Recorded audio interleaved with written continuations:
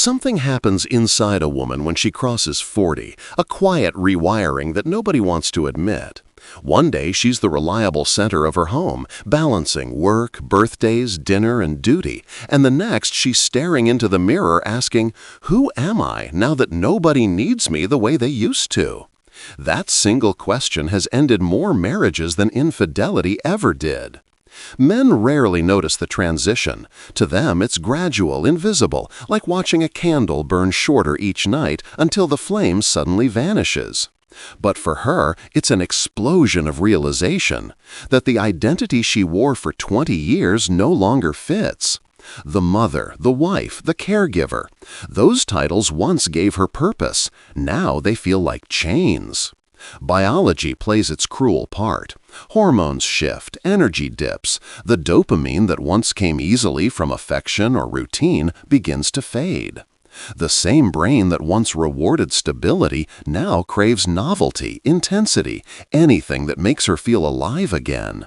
She mistakes that biological hunger for a spiritual calling, and in chasing it, she begins to dismantle the very life that once defined her. At 30, validation was a background hum. At 40, it becomes oxygen. Every compliment hits like a drug. Every glance from a stranger reminds her she still exists. She tells herself she's simply rediscovering her confidence, but what she's really doing is running from the terrifying truth that youth is gone, and nothing in modern culture teaches her how to age with grace. Modern society feeds this panic. You're still young. You can still start over. You deserve more. Magazines, influencers, therapists, even her friends whisper the same poison. They never mention the cost. They don't show the children confused, the husband broken, the home that turns cold. They sell her a dream of eternal desire while robbing her of peace. For men, the decline of youth brings power, wisdom, experience, authority. For women, it brings invisibility. That's the cruel asymmetry no one dares speak aloud. She feels it every time she walks into a room, and conversations don't stop like they once did. Every time she posts a picture and gets half the attention she used to. Each small loss cuts deeper than any betrayal because it confirms her worst fear. She's fading. And when fear meets vanity, destruction follows. She changes her hair, her clothes, her friends. She starts saying words like freedom and finding myself. But what she's really saying is, I want to feel 20 again, even if I have to burn my whole life to do it. This is not evil, it's panic, pure biological panic wrapped in the language of empowerment. She doesn't know that the rush she's chasing is just chemistry, not meaning. The excitement she calls passion is only adrenaline. The man she calls different is only new. But in that haze of dopamine, logic dies. Commitments feel like cages. Family feels like a weight. And the life she built with love becomes a reminder of everything she's trying to escape. Time, aging, mortality. That's where the fracture begins. Not with infidelity, not with hatred, but with silence. A quiet disconnection that grows between her memories and her reality. She starts living in the past because the present feels too ordinary. The smile she once gave her husband now goes to her reflection after a workout. The warmth she once saved for home now spills across social media posts begging for invisible applause. You think she's just bored. You think a vacation will fix it. You're wrong. You're dealing with a psychological storm that's been building since her first compliment at 15. A storm fueled by every ad that equated beauty with worth. Every movie that sold youth as love. Every friend who said you still got it instead of you've grown. When that storm finally hits 40, nothing in its path survives unchanged. At first, the changes look harmless. She says she just wants to take better care of herself. New gym membership, healthier eating, different hair color. You tell yourself it's a bad thing. She deserves to feel confident. But you don't realize confidence isn't what she's chasing. It's attention. And attention, once tasted after years of domestic invisibility, is a drug more addictive than anything money can buy. She starts dressing a little younger, laughing a little louder, checking her phone a little more. Each like, each message, each passing glance reawakens something ancient. That rush she felt when she was 22 and the world seemed to orbit her beauty. She says she's just catching up with friends, but her brain knows the truth. She's testing her power. And for the first time in years, she feels alive. You, meanwhile, are confused. You haven't changed. You still provide, still love her, still believe in the life you built together. But she doesn't see that anymore. She sees you as part of the routine she's trying to escape. To her rewired brain, predictability equals death. The very stability she once begged for now feels like a coffin lined with comfort. She begins comparing, not just you to others, but herself to her younger reflection. She scrolls through old photos like they're crime scenes, searching for what she lost. She sees lines where there used to be light. She sees years where there used to be mystery. And with every comparison, resentment blooms, not toward time, but toward the people who remind her that time passed. That includes you. Modern culture feeds that resentment perfectly. Every reel, every talk show, every post screams the same sermon. You deserve to be happy. Don't settle. Love yourself first. But self-love isn't what they're selling. They're selling escape. Escape from accountability, from aging, from reality. And when she buys it, she doesn't just change her wardrobe, she changes her moral compass. Suddenly, the rules of marriage feel negotiable. The small lies begin: where she went, who she texted, why she needs more space. She says she's reconnecting with herself, but that self is now built on outside validation. One compliment from a stranger outweighs 10 years of loyalty from you. Why? Because your love is familiar, and familiarity no longer excites her dopamine-starved mind. That stranger's attention is unpredictable, dangerous, and therefore intoxicating. You can feel her slipping away, but you can't prove it. She's still affectionate sometimes, still smiles at dinner, still calls you love. But something behind her eyes has changed, a distance, a calculation. You're not her partner anymore, you're her cover story. And while you're telling yourself she's just going through a phase, she's already rehearsing her next life. Here's the brutal truth. When a woman built her identity on being desired, 40 feels like death. And instead of grieving that identity, she resurrects it through rebellion. Every new hobby, every sudden friendship, every late-night message is a quiet declaration of war against the reality she refuses to accept. She's not chasing a man, she's chasing a feeling, the electric thrill of being chosen again. Men mistake this for midlife crisis. It's not. It's existential panic. She's not trying to leave you, she's trying to outrun the mirror. But in doing so, she burns everything that tethered her to meaning, her marriage, her stability, her peace. And when the flames die, she won't stand in the ashes. She'll rewrite the story. Because accepting she destroyed something good for vanity would break her. So she'll tell the world she was oppressed, unloved. And society will applaud. So brave, they'll say, she finally chose herself. But the truth, the one nobody dares whisper, is that she didn't choose freedom. She chose attention. She chose to feel young for one more season, even if it meant dying alone in the next. By the time you notice the distance, it's already too late. She's not angry anymore, and that's the real danger. Anger means there's still fire, still investment, still something left to lose. But silence? Silence means she's already gone. You'll see it in small things first.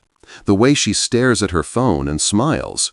Not the smile she gives you, but a private one, delicate and dangerous. The way she stops correcting you, stops arguing, stops caring. She moves through the house like a guest, polite, detached, already rehearsing her exit. And you'll tell yourself, she just needs space. You'll try harder, buy flowers, plan dinners, remind her of old memories. But that only pushes her further away. Because to her new, dopamine-hungry brain, your effort feels like pressure. It reminds her of obligation, the very thing she's trying to escape. Soon, she'll begin rewriting history. Every happy memory becomes fiction. Every compromise becomes oppression. Every act of love becomes manipulation. She'll tell herself she was never truly happy, that she's been pretending for years. Not because it's true, but because she needs a villain to justify what she's about to do. And in this story, you're the villain. Her friends, especially the divorced ones, will fuel the fantasy. They'll pour wine and whisper validation. You deserve better. He never really saw you. You've wasted the best years of your life. What they won't mention is that they're miserable too. Because misery craves company, and they can't stand to watch her stay in the stability they abandoned. Social media becomes her new mirror. Every post, every filtered photo, every motivational quote is part of her rebranding. She's not a wife anymore. She's finding herself. The likes flood in, and for the first time in years, she feels powerful again. She doesn't realize it's counterfeit power, borrowed from strangers who don't know her, don't love her, don't care what happens next. Then comes the me time, the solo trips, the gym sessions that last too long, the sudden secrecy, passwords changed, phone always face down. You can feel her pulling away, but you can't confront her without being labeled controlling. You're trapped in a psychological double bind. If you question her, you're the problem. If you ignore it, you're complicit in your own erasure. And here's the cruelest part. When she finally crosses the line, she won't even see it as betrayal. She'll tell herself it just happened, that she deserves happiness, that she owes it to herself to explore this connection. She'll convince herself the affair isn't cheating, it's healing. Because the modern woman has been trained to equate desire with truth and comfort with lies. By the time she admits what happened, she'll already be gone emotionally. And when you confront her, she'll cry, not because she regrets it, but because she hates being the villain in her own story. She'll flip the narrative, painting you as cold, distant, neglectful. And society will believe her, because the world never blames a woman for chasing happiness, even when her happiness costs everyone else theirs. You'll stand in the ruins, wondering what went wrong. You'll replay every argument, every compromise, every gesture, trying to find the moment you lost her. But there is no moment. You didn't lose her. You lost to time. You lost to biology. You lost to a culture that teaches women to worship their reflection and call it empowerment. Every fantasy has an expiration date. At first, the new life feels electric. Every message, every date, every glance in the mirror floods her brain with the dopamine that domestic life no longer gave. But soon, the thrill begins to decay. The same brain that once turned routine into boredom now turns excitement into exhaustion. The texts slow down, the compliments fade. The attention that once made her feel alive begins to feel desperate. That's when the silence returns, louder than before. She looks around her new apartment, new body, new image, and feels the same old emptiness staring back. Because she didn't fix the wound, she just decorated it. And now, without the noise of family and familiarity, she's alone with the one voice she's been running from all along, her own. She scrolls through social media again, but the algorithm doesn't comfort her anymore. The same "you deserve better" quotes now feel like accusations. The same empowerment influencers now look hollow, rehearsed. And the realization creeps in, she wasn't chasing freedom, she was chasing applause. And applause doesn't last. Meanwhile, the man she left behind slowly rebuilds. He's broken, but he's grounded in reality. Pain matures him. Guilt consumes her. For the first time, she sees the wreckage, the children's quiet resentment, the friends who disappeared, the home that no longer feels like hers. And she tells herself, "I was brave." But deep down, she knows bravery creates, it doesn't destroy. What she did wasn't courage, it was panic dressed as self-discovery. She tries to come back sometimes, not physically, but emotionally. A message here, a memory there. She tells herself she misses the stability, the peace, the family. But she doesn't miss you. She misses who she was when you loved her, before she burned that version to ashes. The tragedy of modern womanhood is this. She's been taught to measure her worth by how much the world desires her, not by how deeply someone knows her. So when the desire fades, so does her identity. And instead of building something lasting, wisdom, character, legacy, she chases the illusion of relevance.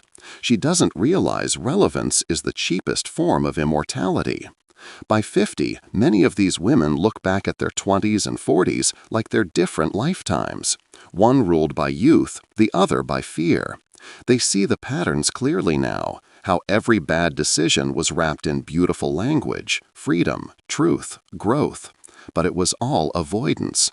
Avoidance of time, of stillness, of meaning. And meaning, once lost, is the hardest thing to rebuild.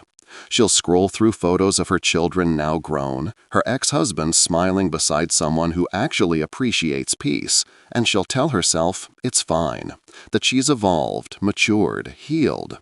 But the truth hits hardest in the quiet moments, when no one is watching, when the validation is gone. That's when she realizes the price of her freedom wasn't just a marriage, it was herself. Here's what nobody dares to say out loud. Most women over 40 aren't unhappy because they married the wrong man. They're unhappy because they believed the wrong story. A story that told them happiness is a feeling, not a responsibility. That passion is more important than peace. That attention is proof of value. And that if they ever feel restless, someone else must be to blame. They were raised on lies, fairy tales of eternal desire, modern slogans of self-worship, influencers selling liberation as lifestyle. They were never taught what to do when the applause stops, when beauty fades, when validation runs dry. No one told them that real happiness is not in being admired, but in being grounded. That love isn't a thrill, it's endurance. That peace doesn't come from being chosen again, but from choosing the same person again and again. So when that silence hits at 40, they panic. They think something's wrong with their marriage, their man, their life. They don't realize the void they feel isn't external. It's the echo of all the years they built identity around being wanted instead of being whole. And when that illusion collapses, it takes everything with it. Men watch this unfold like a slow-motion car crash, powerless to stop it. They try reasoning, pleading, forgiving, but you can't argue with biology and culture combined. You can't compete with a lifetime of programming that equated self-worth with youth and validation. When her mirror becomes her enemy, you become collateral damage. The saddest part? Most of them don't even want new love. They want themselves back.